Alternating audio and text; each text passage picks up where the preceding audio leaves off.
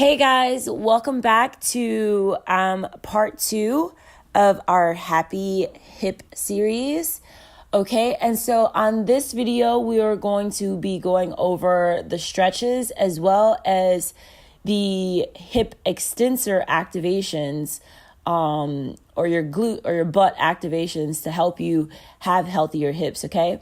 And so for this hip flexors stretch, I love it because it gets really deep, and also the ball gives you positive feedback, right? So you know whether or not you're actually activating and stretching properly, or you locked properly in place, because that ball will either not be forced into the wall. You won't feel your foot pressing into the ball. So it gives you feedback, right? So it gives you feedback. So as you're doing this, you really want to drive your foot into that ball and lock the ball into the wall, right? So as you can see, I'm punching the ball, is not moving anywhere because I'm pressing that ball down and into the wall. Okay, so now as I get myself set up, I'm going to step my opposite foot forward, only just having that leg at 90 degrees. Yeah. And my goal now is to just really drive that ball into the wall and squeeze my butt as I push my hip forward. Okay. So squeezing that right glute, that glute of the leg, that's the knee that's down, and really driving that ball into the wall. Okay. You can, if you need to hold something, grab a hold to something, feel free to grab hold to something. Just the most important thing is that as you're doing this stretch, make sure you're relaxed and that you're not tensing up, or else the body won't release the tissue at all. Okay. So now a common thing that you'll see is that the hip will hike. If that hip hikes, that's okay. Just squeeze the butt and then lower the hip. Okay. Sometimes I will intentionally hike my hip just so that I can make sure that I have to recenter and force myself to come down. Okay. So now you should be feeling this at the very front of your hip, all the way up and down, from the bottom of the knee, girl, to all the way up to the top of the hip. Okay.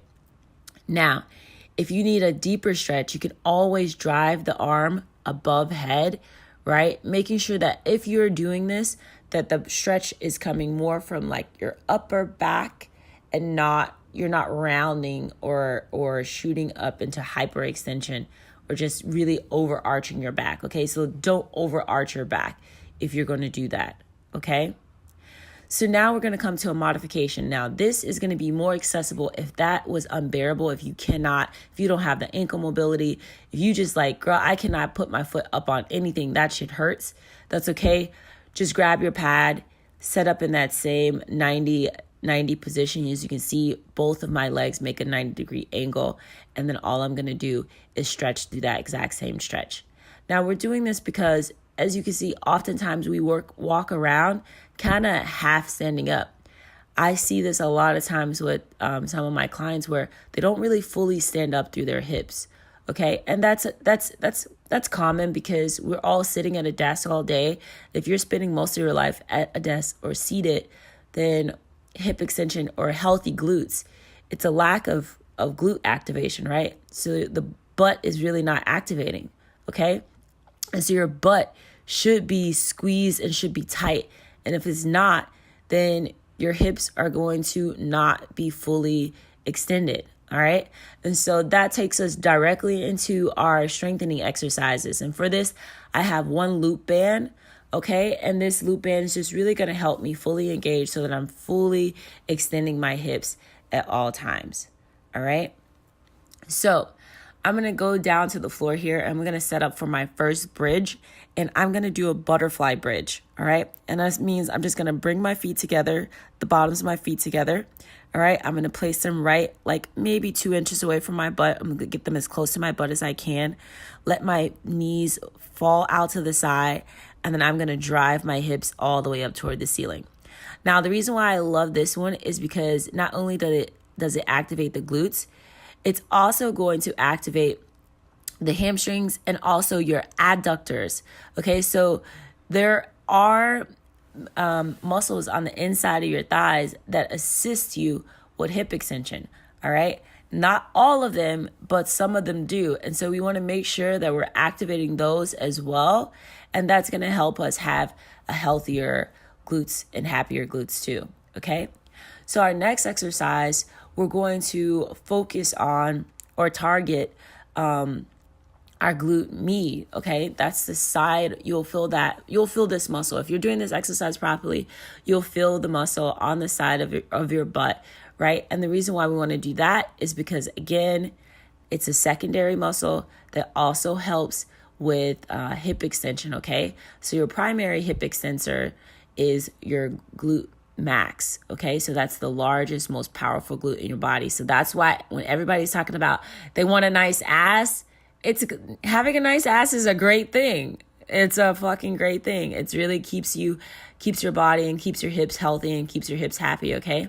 So all of these exercises, you're going to do about 20 to 30 reps, okay? Very high reps, all right? And you'll do about 2 sets. All right, now our last and final glute bridge exercise is going to be a single leg descending glute bridge, okay? So we're gonna come up the same way we did in that previous glute bridge, having the feet hip width apart. We're gonna drive all the way up, and then we're gonna come onto one leg to stabilize, all right? Now this should force everything in your glutes to fire, okay?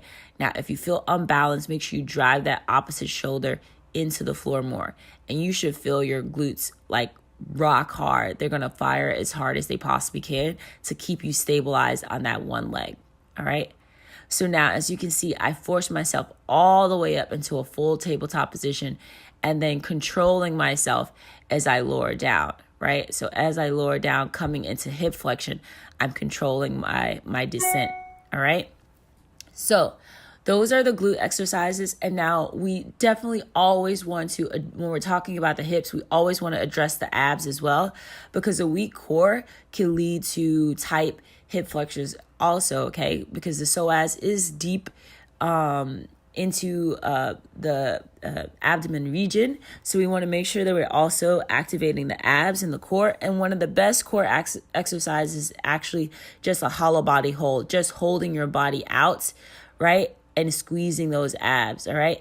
And so what you're trying to do is you're trying to make like a boat shape or like a banana shape, and you're just gonna press the lower back into the floor and just hold and squeeze tight, making sure not to fall, okay? Or not to collapse, all right?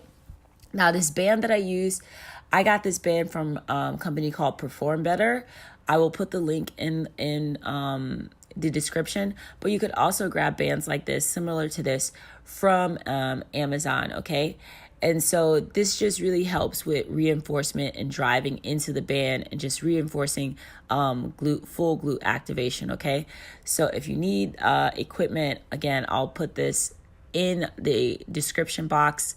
But other than that, yeah, that's it. So our next series, thank you guys so much for checking out Cherry Chic, and hope you guys have a great day. Bye.